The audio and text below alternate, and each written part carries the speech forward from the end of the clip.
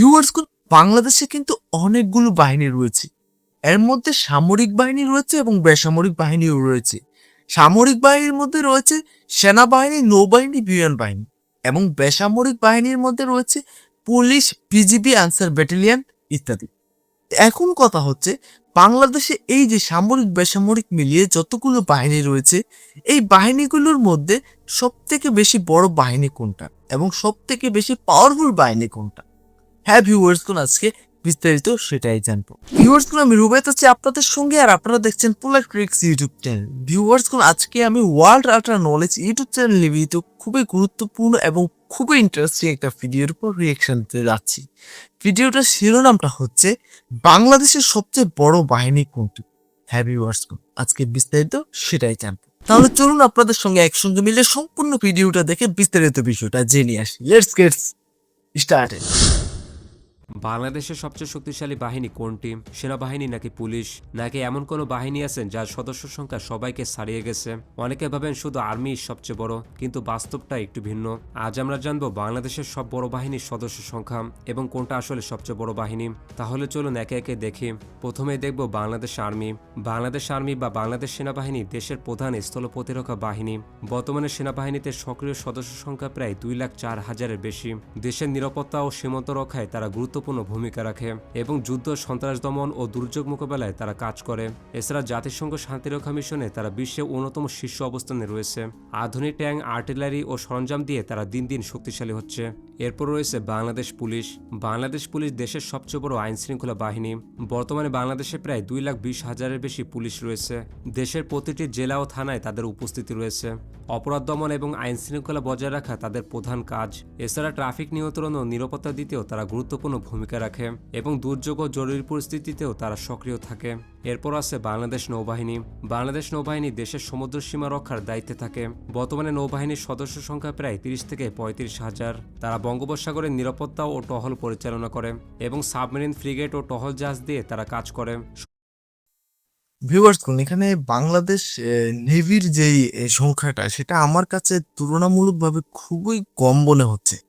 হ্যাঁ, আর কেন কম মনে হচ্ছে সেটাও বলছি। দেখুন, বাংলাদেশ হচ্ছে নদীমাতৃক দেশ আমার জানা মতে, নাকি? তো এই নদীমাতৃক দেশের মধ্যে নৌবাহিনী যদি এত কম থাকে, তাহলে বিষয়টা কিন্তু আসলেই অনেকটা দুঃখজনক মনে হচ্ছে আমার কাছে। তো নেভি যদি বেশি হয়, মানে নেভির যে সৈনিকের সংখ্যা সেটা যদি বেশি হয়, তাহলে আমার মতে ভালো হবে বাংলাদেশের জন্য। আপনার কি মতামত অবশ্যই কমেন্ট করে জানাবেন। তাহলে চলুন বাকি অংশটা দেখে আসি। সমুদ্রের সম্পদ ও বাণিজ্য পথ রক্ষায় তাদের ভূমিকা গুরুত্বপূর্ণ। এছাড়া দুর্যোগের সময় উদ্ধার ও সহায়তা কার্যক্রমেও তারা অংশ নেয়। এরপর আছে Bangladesh Ansar and VDP. Bangladesh Ansar and VDP দেশের সবচেয়ে বড় বাহিনী। বর্তমানে এর সদস্য সংখ্যা প্রায় 60 লাখেরও বেশি। তারা মূলত গ্রাম ও স্থানীয় পর্যায়ে নিরাপত্তা বজায় রাখতে সাহায্য করে। হোয়াট? ও মাই গড, 60 লক্ষ! জাস্ট অবাক হয়ে গেলাম, পুরো অবাক হয়ে গেলাম। বাংলাদেশের পুলিশ বাহিনী, সেনাবাহিনী মিলেও কিন্তু 60 লক্ষ হবে না, মানে বিষয়টা বুঝতে পারছেন? ও মাই গড, সত্যি বিষয়টা খুবই ইন্টারেস্টিং। আমি খুব বেশি অবাক হলাম বিষয়টা দেখি। হ্যাঁ ভিউয়ার্স, তাহলে চলুন বাকি অংশটা দেখে আসি। এছাড়া নির্বাচন, মেলা ও বড় ইভেন্টে তারা দায়িত্ব পালন করে এবং দুর্যোগের সময় উদ্ধার ও সহায়তায় গুরুত্বপূর্ণ ভূমিকা রাখে। পুলিশ ও অন্যান্য বাহিনীকে সহায়তা করে তারা কাজ করে। তাই জনবল ও উপস্থিতির দিক থেকে এটি দেশের সবচেয়ে বড় শক্তি। এরপর আছে বাংলাদেশ এয়ারফোর্স। বাংলাদেশ বিমান বাহিনী দেশের আকাশসীমা রক্ষার দায়িত্বে থাকে। বর্তমানে তাদের সদস্য সংখ্যা প্রায় 20 থেকে 25,000। বিমান বাহিনী যুদ্ধ বিমান, ট্রান্সপোর্ট বিমান ও হেলিকপ্টার পরিচালনা করে। দ্রুত প্রতিক্রিয়া ও নজরদারিতে তাদের ভূমিকা গুরুত্বপূর্ণ। দুর্যোগের সময় উদ্ধার ও ত্রাণ কার্যক্রমেও তারা অংশ নেয়। তবে বাংলাদেশ বিমান বাহিনী সব ঠিক থাকলেও আসল জায়গায় একদম দুর্বল, অর্থাৎ তাদের কাছে কোনো আধুনিক শক্তিশালী বিমান খুঁজে পাওয়া যায় না। এরপর রয়েছে border guard Bangladesh. Border guard Bangladesh বা বিজিবি দেশের সীমান্ত রক্ষার দায়িত্বে থাকে। বর্তমানে বিজিবির সদস্য সংখ্যা প্রায় 50 থেকে 55,000-এর মতো। তারা স্থল সীমান্তে টহল ও নজরদারি চালায়। চোরাচালান ও অবৈধ অনুপ্রবেশ রোধে বিজিবি কাজ করে। সীমান্ত এলাকায় আইন শৃঙ্খলা বজায় রাখতেও তারা ভূমিকা রাখে। এছাড়া জরুরি পরিস্থিতিতে অন্যান্য বাহিনীকেও তারা সহায়তা করে। এরপর রয়েছে Bangladesh coast guard. Bangladesh coast guard দেশের উপকূলীয় ও সামুদ্রিক নিরাপত্তা রক্ষা করে। বর্তমানে এটির সদস্য সংখ্যা প্রায় 8 থেকে 10,000। তারা উপকূল এলাকায় টহল ও নজরদারি পরিচালনা করে এবং চোরাচালান, জলদস্যুতা ও অবৈধ কার্যক্রম দমনে কাজ করে। মূলত সমুদ্রপথের নিরাপত্তা বজায় রাখতে কোস্টগার্ড গুরুত্বপূর্ণ ভূমিকা রাখে। এরপর রয়েছে ফায়ার সার্ভিস। ফায়ার সার্ভিস দেশের জরুরি সেবা বাহিনী। বর্তমানে ফায়ার সার্ভিসের সদস্য সংখ্যা প্রায় 13 থেকে 15,000। তাদের প্রধান কাজ হলো আগুন নেভানো ও দুর্ঘটনায় উদ্ধার করা। ভবনধস, সড়ক দুর্ঘটনা ও প্রাকৃতিক দুর্যোগেও তারা কাজ করে। মানুষের জীবন বাঁচাতে ফায়ার সার্ভিস সবসময় প্রস্তুত থাকে। এরপর আছে র্যাব। র্যাপিড অ্যাকশন ব্যাটালিয়ন বা র্যাব একটি বিশেষ আইন শৃঙ্খলা বাহিনী। র্যাবের সদস্য সংখ্যা প্রায় 15,000-এর মতো। সন্ত্রাসবাদ, মাদক ও বড় অপরাধ দমনে তারা কাজ করে। তাদের অপারেশন দ্রুত ও লক্ষ্যভিত্তিক হয় এবং আধুনিক অস্ত্র ও প্রযুক্তি ব্যবহার করে তারা অভিযান চালায়। অন্যান্য বাহিনীর সাথে সমন্বয় করে র্যাব গুরুত্বপূর্ণ দায়িত্ব পালন করে। তাই কঠিন পরিস্থিতিতে এই বাহিনী একটি গুরুত্বপূর্ণ ভূমিকা রাখে। তো সব সংখ্যা দেখলে পরিষ্কার যে সবচেয়ে বড় বাহিনী হলো বাংলাদেশ আনসার অ্যান্ড ভিডিবি। এরপর সবচেয়ে বড় নিয়মিত বাহিনী হলো বাংলাদেশ পুলিশ। সব মিলে বাংলাদেশের শক্তি শুধু সেনাবাহিনী না, সব বাহিনী একসাথে কাজ করেই একটি দেশকে নিরাপদ রাখে। আপনার মতে বাংলাদেশের সবচেয়ে গুরুত্বপূর্ণ বাহিনী কোনটি? কমেন্টে জানাতে ভুলবেন না। তো ভিউয়ার্স, আপনারা তো সম্পূর্ণ ভিডিওটা দেখতেই পেলেন, আমিও দেখতে পেলাম, বিস্তারিত সবকিছুই জানতে পারলাম এবং দেখতেও পেলাম। তো ভিউয়ার্স, সব থেকে বড় বাহিনী হচ্ছে আনসার ব্যাটালিয়ন। হ্যাঁ, তো ভিউয়ার্স, এখন কথা হচ্ছে সব থেকে বেশি গুরুত্বপূর্ণ বাহিনী কোনটা?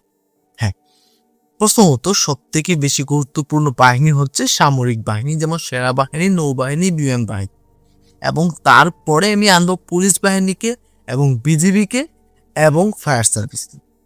তো এখন কথা হচ্ছে আমি কেন আনসার ব্যাটালিয়নকে এখানে আনলাম না, এখন কথা হচ্ছে যে আমি কেন র্যাবকে এখানে যুক্ত করলাম না। তো ভিউয়ার্স, সামরিক বাহিনীটাকে প্রথমে রাখলাম কারণ সামরিক বাহিনী যদি স্ট্রং থাকে তাহলে দেশের মানচিত্র ঠিক থাকবে, আর দেশের মানচিত্র ঠিক থাকলে তারপরে পরের কথা। তো প্রথমত দেশের মানচিত্রকে ঠিক রাখতে হবে। দ্বিতীয়ত আমি বেসামরিক বাহিনীগুলোর মধ্যে যে বাহিনীগুলোর নাম বললাম, যেমন পুলিশ বাহিনী এবং বিজিবি বাহিনী এবং ফায়ার সার্ভিস বাহিনী। দেখুন, পুলিশ হচ্ছে দেশের আইন শৃঙ্খলা বজায় রাখা, ঠিক আছে? সেই পুলিশ যদি ঠিকঠাক স্ট্রং থাকে এবং পুলিশ বাহিনী যদি বৃহত্তর হয়, ভালো হয়, তাহলে দেশের আইন শৃঙ্খলা খুব ভালোভাবে চলবে। তারপর রয়েছে বিজিবি।